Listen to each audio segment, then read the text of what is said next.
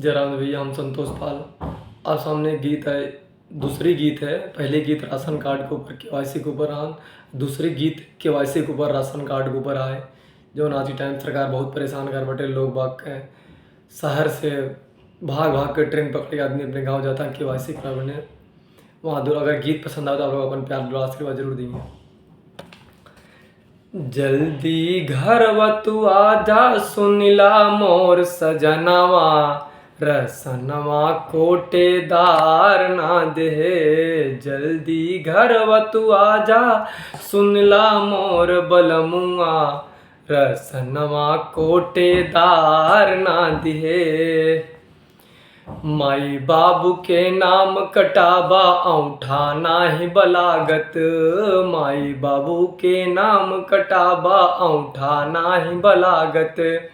2 unit के ration कट गया आइल बाटे आफत, 2 यूनिट के राशन कट गया आइल बाटे आफत।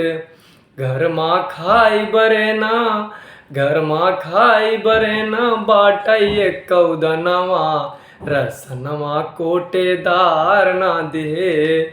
जल्दी घर तू आजा सुनिला मोर सजनवा, रसनवा कोटेदार ना दे।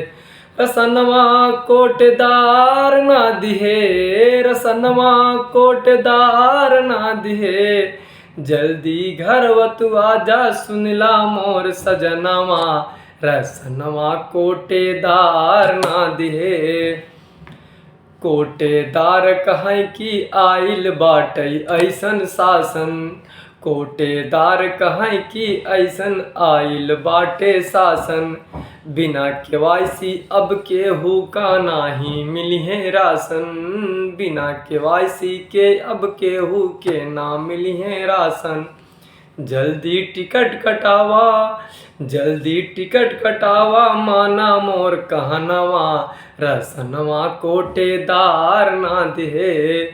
जल्दी घर तू आजा सुनिला मोर सजनवा, रसनवा कोटेदार ना दे।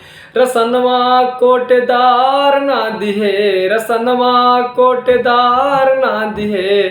जल्दी घर तू आजा सुनिला मोर सजनवा, रसनवा कोटेदार ना दिहे।